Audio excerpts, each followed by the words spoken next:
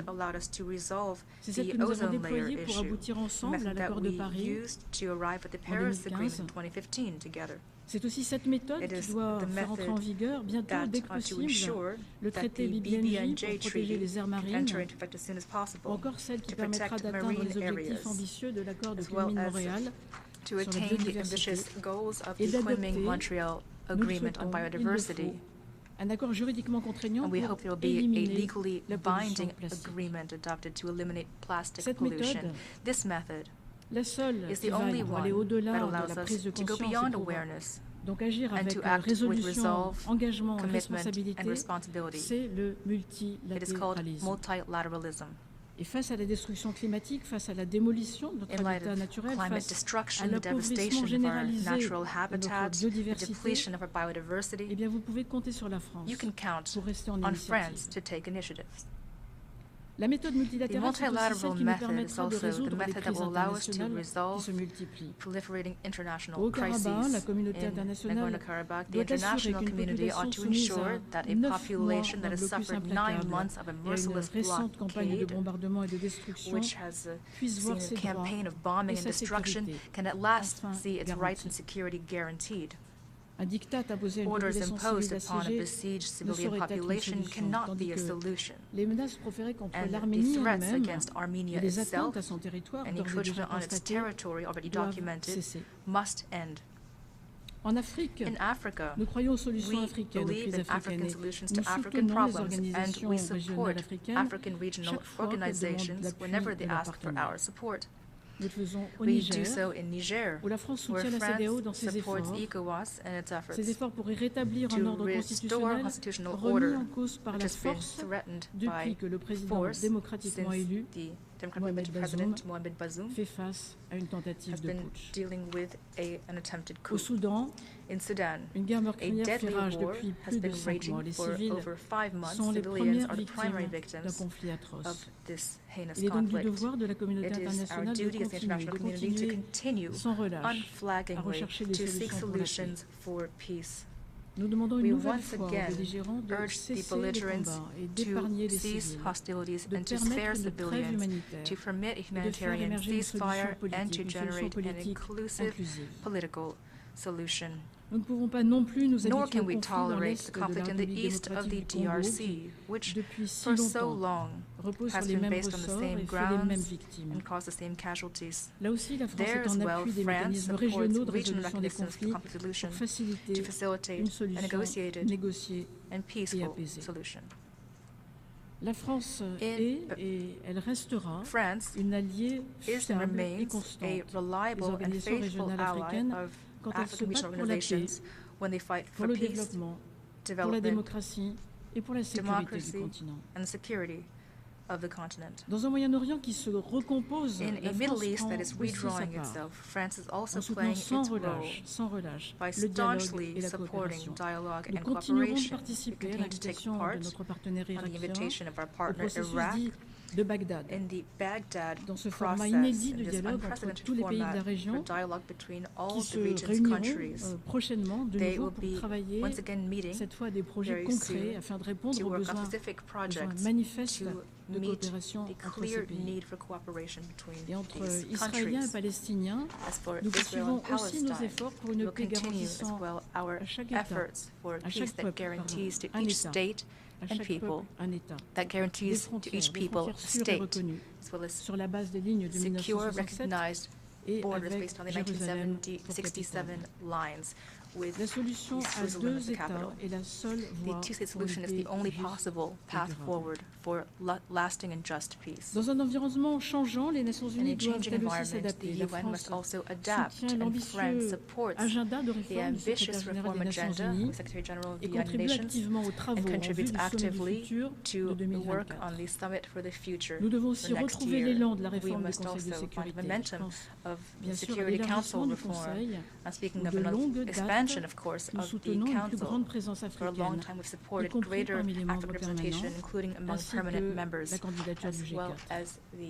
Je pense aussi à l'encadrement du droit de veto en cas d'atrocité de masse, trace un chemin pour redonner son efficacité au Conseil de sécurité. Monsieur le Président, Mesdames et Messieurs, la France, fidèle à sa tradition, sera présente pour que nous puissions ensemble, nos nations unies, affronter les défis globaux, les menaces à la paix et à la sécurité internationale et les atteintes à nos principes communs. Pour ce faire, le secrétaire général Antonio Guterres peut compter sur le soutien constant de la France. C'est maintenant qu'il faut agir ensemble pour le salut de tous. Je vous remercie.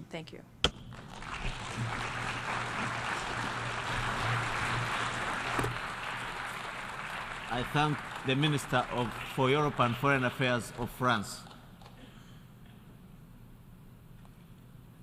I now give the floor to His Excellency Dan Jorgensen, Minister of Development and Global Climate Policy of Denmark.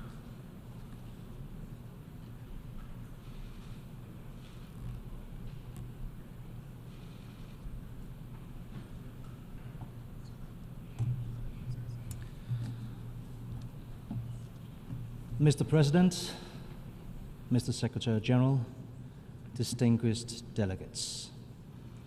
The world is off track. This is the uncomfortable truth. 8 years ago, we adopted the 2030 Agenda for Sustainable Development. Denmark had just assumed the presidency of the General Assembly. The adoption of the SDGs was a proud moment, not just for Denmark, but for all of us. A historic moment where we, the United Nations, launched a transformational agenda.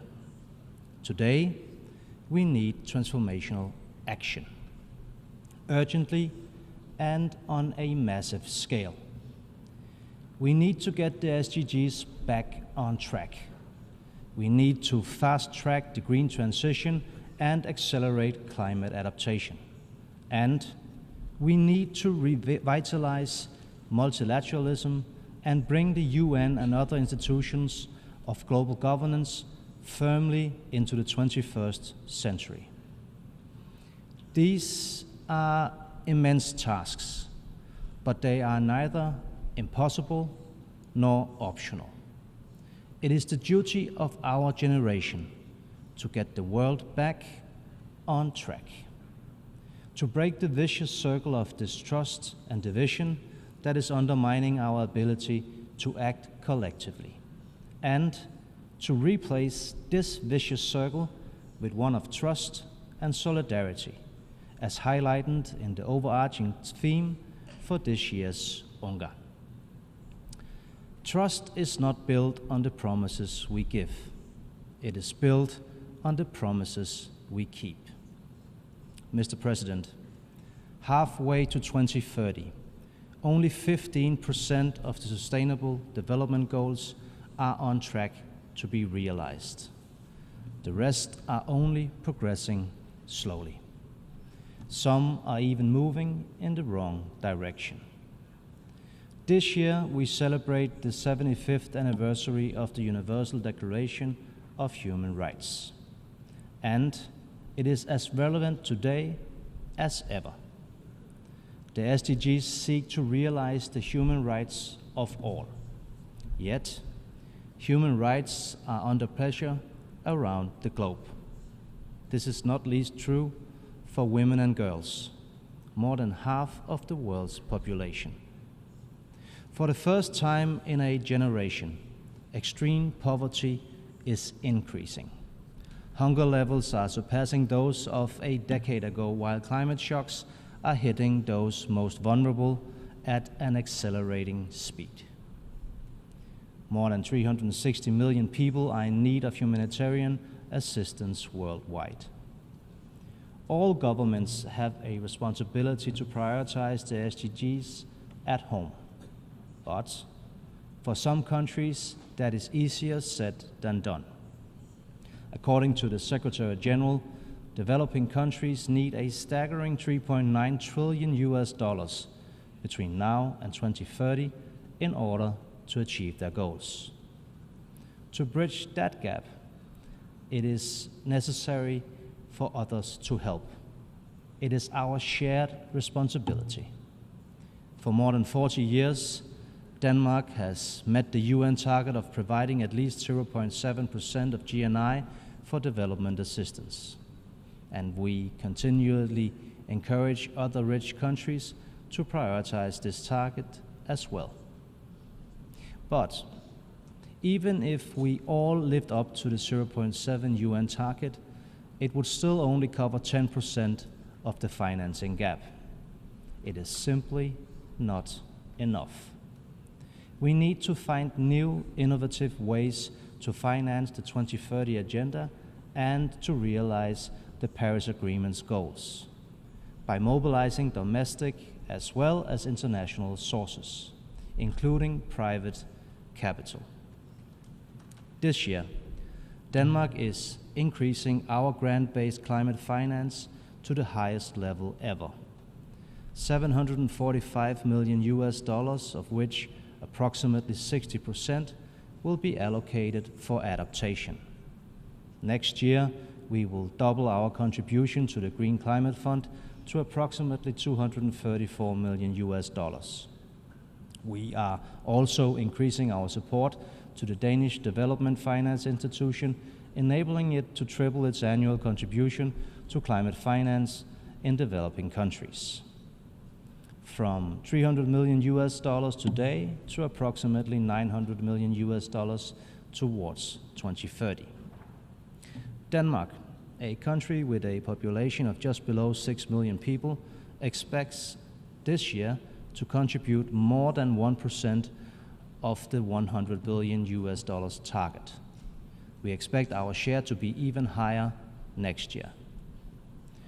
For Denmark, delivering on our promises is a matter of assuming global responsibility as well as showing international solidarity.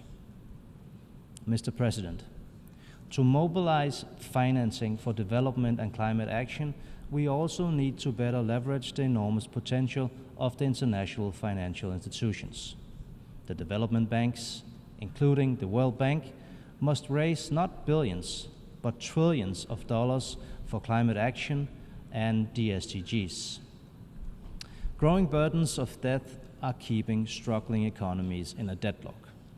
A new creditor landscape is challenging existing mechanisms for debt treatment. This is a challenge we need to tackle together as a global community and with the constructive engagement of all creditors. Denmark is deeply engaged in these efforts. We will be pushing for the highest ambitions at the upcoming annual meetings of the IMF and the World Bank in Marrakesh, as well as at the COP28. The international financial architecture must be revised. Who decides? Who benefits? Is it fair? Is it working? This is a conversation we need to have. The international financial architecture must reflect the world of today rather than the world of yesterday. Mr. President, the climate emergency is worsening. 2023 is on track to become the warmest year ever recorded. Unless we do something dramatic, the extremes of today will soon become the new normal.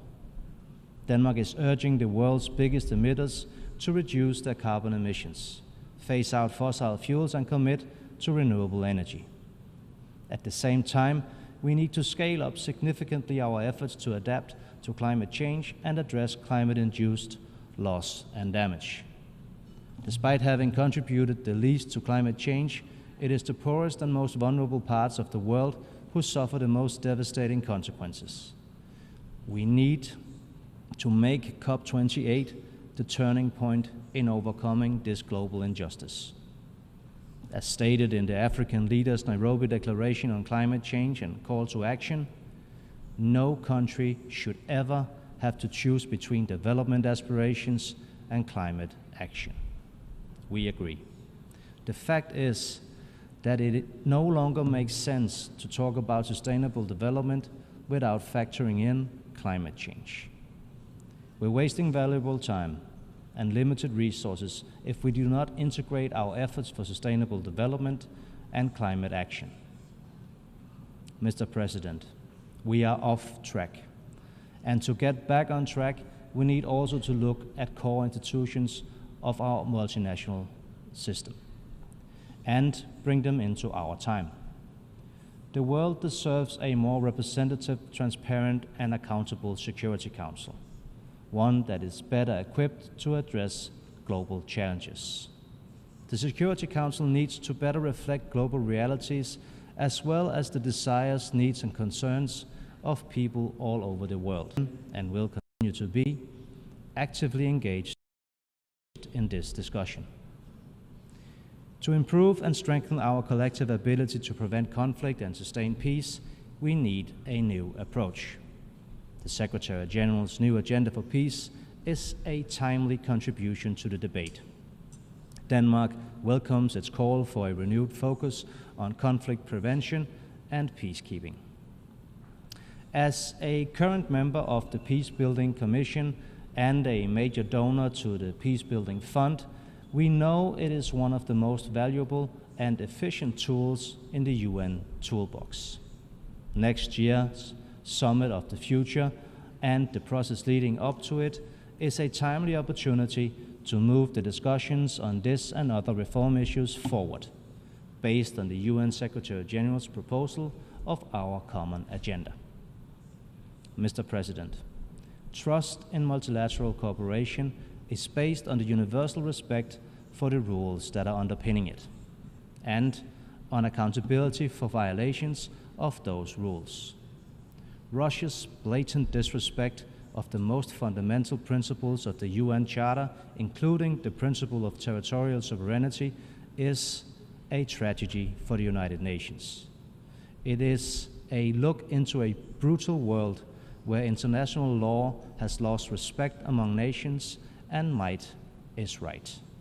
The war is not just an unspeakable tragedy for the people of Ukraine, it has devastating effects for the people around the world suffering under food shortage and other global consequences of this senseless war. Denmark supports all meaningful efforts to stop Russia's aggression against Ukraine. We stand firmly with Ukraine and their charter-based rights to defend their territory. And we support President Zelensky's peace formula for a just peace. We encourage all countries to do the same. Denmark seeks full accountability for Russia's unlawful war of aggression against Ukraine. This includes responsibility for crimes under international law as well as reparations. Ensuring that Russia and its representatives are held to account is a shared responsibility for us all as members of the United Nations. Mr. President, we take hope in the fact that following Russia's attack against Ukraine and against the UN Charter, we have seen overwhelming support for the Charter among UN member states. This we must build on. We have no choice. The major problems of our time are interlinked, and their solutions are interlinked as well. We can only solve the problems of our time through international cooperation.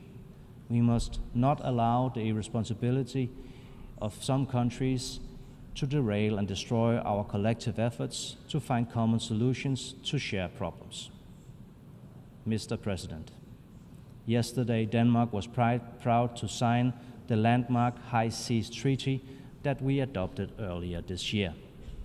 The treaty provides legally binding instruments for protecting and safeguarding the health of our oceans, a task vital to advance SDG number 14. It also holds tremendous symbolic value. It shows that despite growing tensions and division, we can still come together and find common ground. At a time when positive news is hard to come by, that is very encouraging. Keeping that in mind, Denmark will do our part to create tangible results, compromises and solutions in the UNGA 78th session that stands before us. This is the spirit of cooperation we want to bring to the UN and that we hope to bring to the UN Security Council in 2025 and 26. We believe this spirit of cooperation will bring the world back on track. Thank you.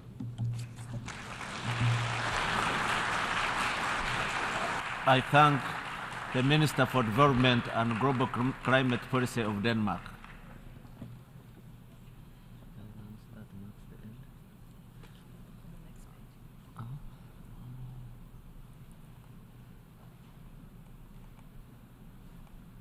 We have had the last speaker in the general debate for this meeting.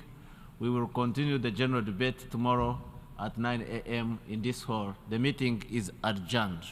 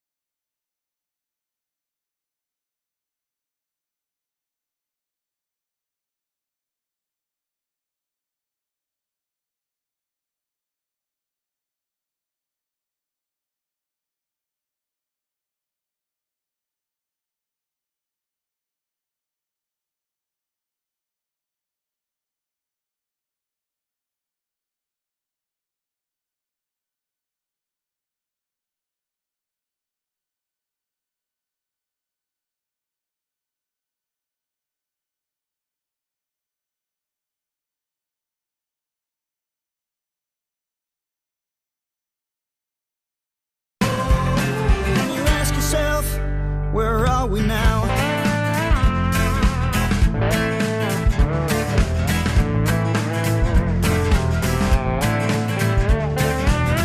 Won't let you in, I can't get out. We're both constrained and there's no doubt. Chains are made up in our minds. Everything after so undefined.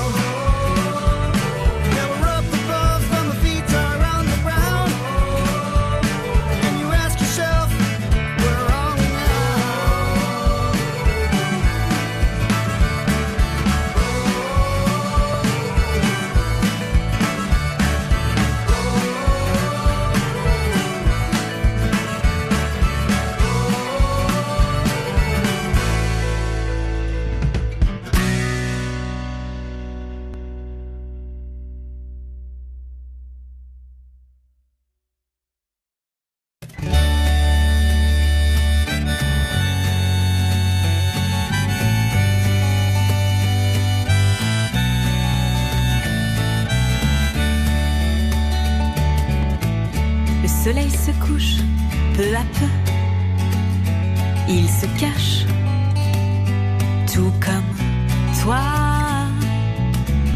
Toi qui n'as pourtant jamais peur, te voilà dans mes bras. Je t'observe, attendri, je te regarde. Tu me souris, tes larmes deviennent les miennes et nos sens se souviennent. Et quand la nuit chante, je te vois, je t'imagine là-bas. Et quand la nuit chante, je m'aperçois qu'il ne manque que toi.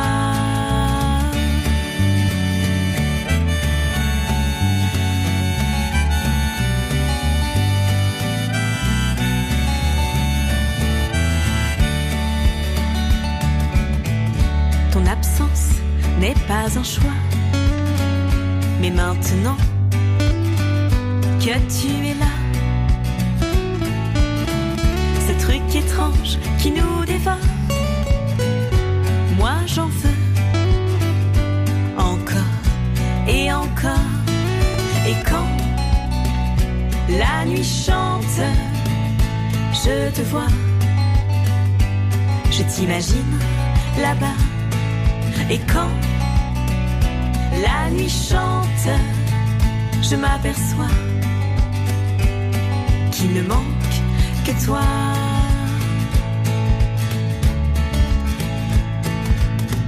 Cette fragilité que tu dévoiles fait la force qui m'accompagne. Une vie hors du temps, caressée par le vent. Et quand la nuit chante, je te vois,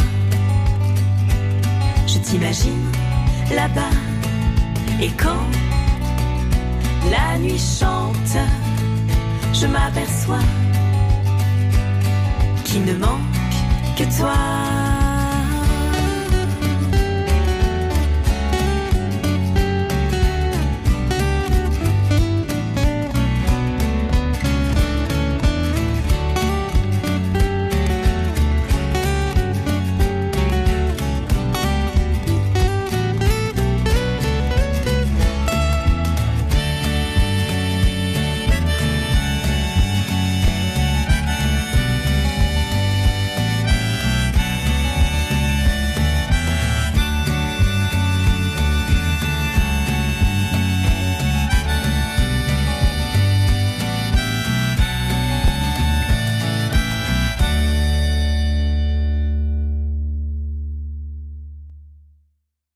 Radio Swiss Pop.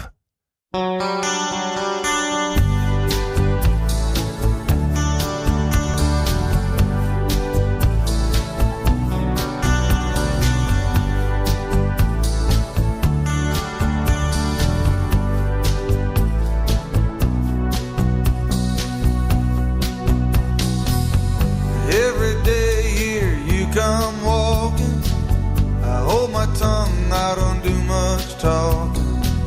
Say you're happy and you're doing fine.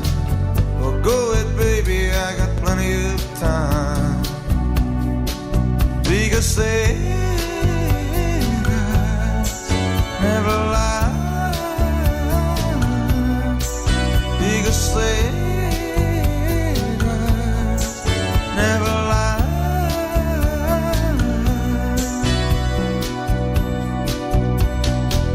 Well, for a while I've been watching you steady. Ain't gonna move till you're good and ready. You show up and then you shy away, but I know pretty soon you'll be walking this way. Because say never lie. Because say never lie.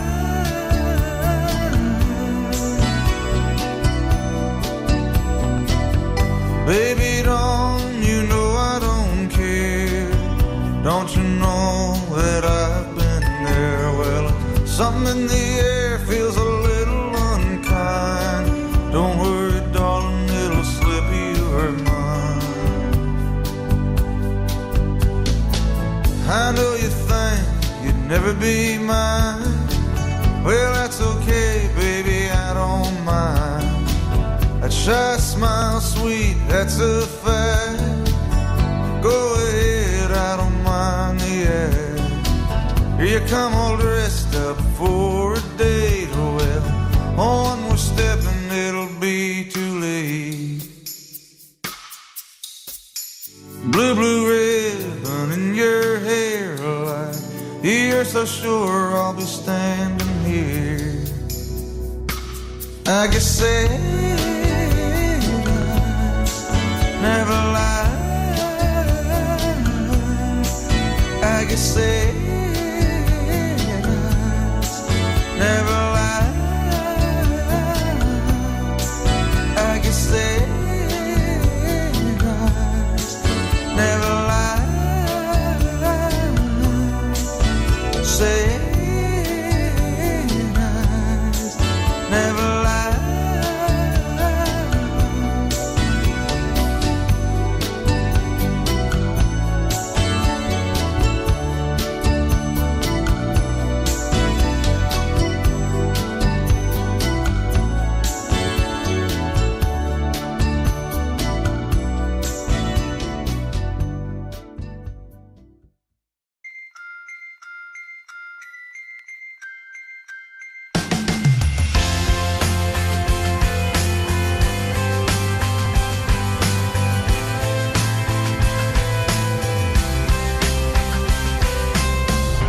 This is a change in everything we know.